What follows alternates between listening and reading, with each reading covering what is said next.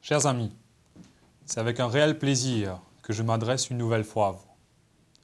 Cela me permet d'une part de vous souhaiter en ce jour à tous et à toutes une très bonne fête de l'indépendance et une bonne fête de la République. Il est important qu'en ce jour, nous puissions prendre quelques minutes pour nous rendre compte de la chance que nous avons de vivre dans un pays où règne une certaine paix sociale. Et pour perpétuer cela, les maîtres mots sont l'unité et le respect de l'autre. Nous devons en tout temps rester vigilants, mais surtout en cette année électorale. Nous ne devons pas céder aux joutes communales qui montent en puissance au fur et à mesure qu'on approche des élections. Cette paix sociale repose sur l'unité de la nation mauricienne, mais aussi sur notre santé économique. Nous sommes entrés dans l'ère de la mondialisation, et Maurice ne fait pas figure d'exception. Il nous faut être compétitifs afin de garantir une pérennité économique et donc une stabilité sociale. Et pour rendre cela possible, il nous faut à la tête de notre pays et dans tous les domaines de l'emploi, les gens les plus compétents et non pas des gens élus ou embauchés sur des critères d'appartenance à une communauté. Ou autres raisons qui ne seraient pas liées au mérite. Et cela, beaucoup de pays tels que les États-Unis l'ont compris. En cette année électorale, je voudrais mettre l'emphase sur les élections à venir. Je voudrais rappeler que de telles élections devraient être considérées comme un examen de passage.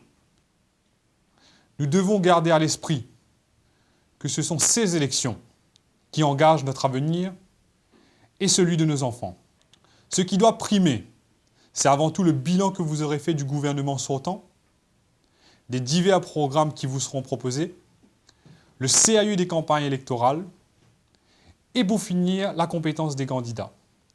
Garantir un avenir prometteur à notre nation, ce n'est pas rester fidèle à un parti uniquement par attachement ou encore en accordant son vote en échange de contrepartie, à bon entendeur.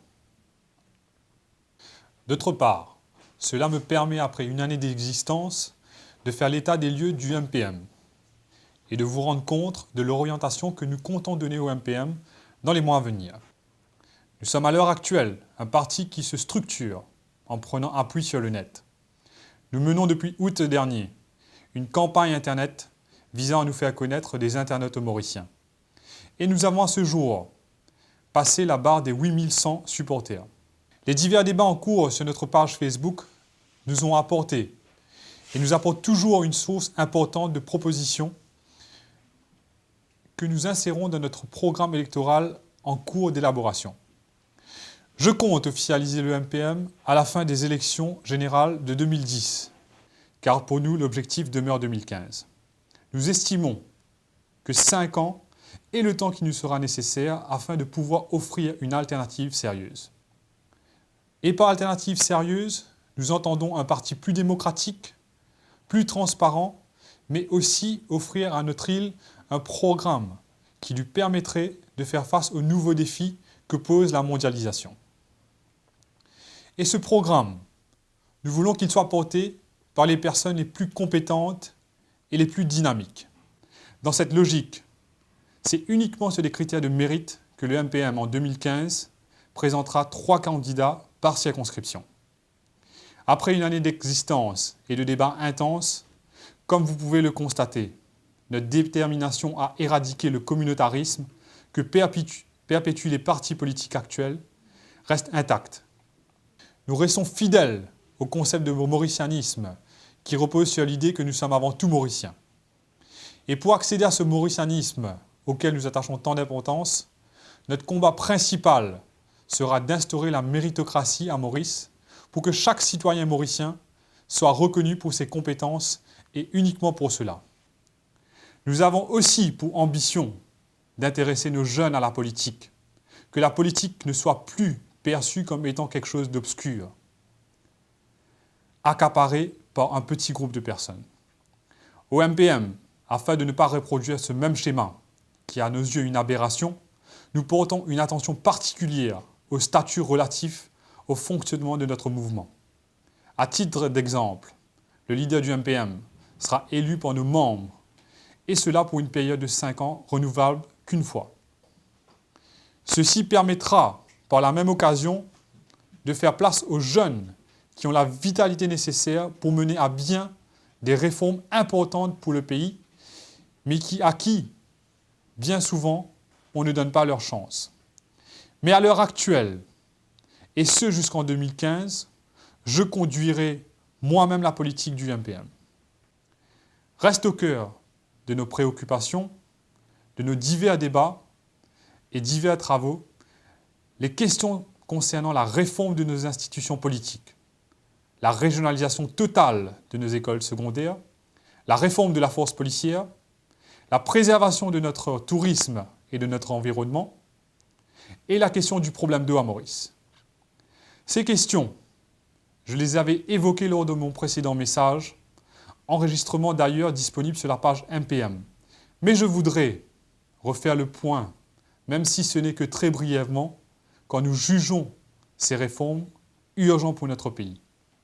Concernant la réforme de nos institutions politiques, nous revendiquons entre autres la fin du Best Loser System, ainsi que la limitation à 2 mandats pour le Premier ministre afin de rompre avec le communautarisme existant et d'autre part mettre fin à une certaine dynastie politique, ce qui permettrait de mettre à la tête de notre pays les personnes les plus compétentes.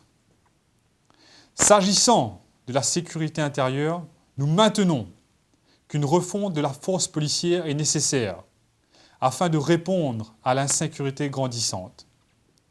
En ce qui concerne l'éducation, nous estimons qu'une régionalisation totale des écoles secondaires est nécessaire afin de venir à bout des Star Schools.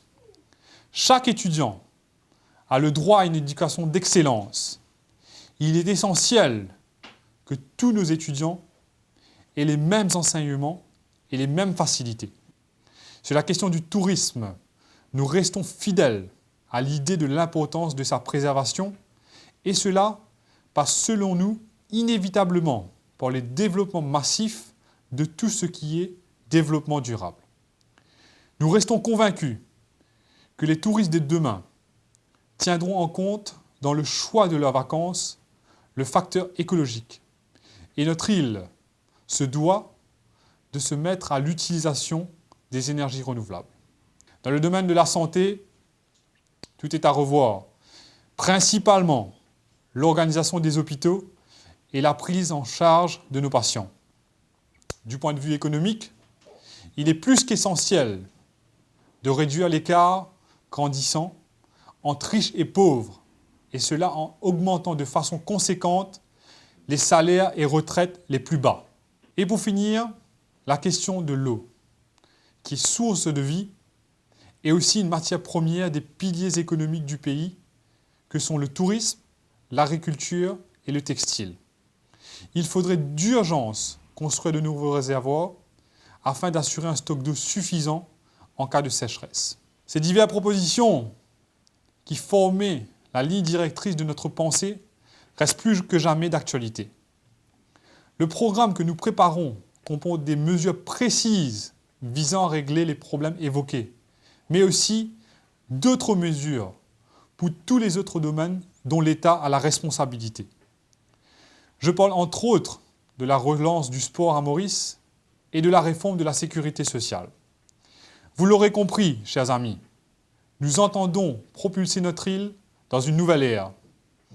Et nous vous invitons à prendre part à ce rêve en rejoignant le MPM. Nous restons à votre disposition pour d'éventuelles questions, commentaires, critiques ou encore propositions. Merci de votre attention et encore une très bonne fête à vous. Vive le peuple mauricien, vive l'île Maurice.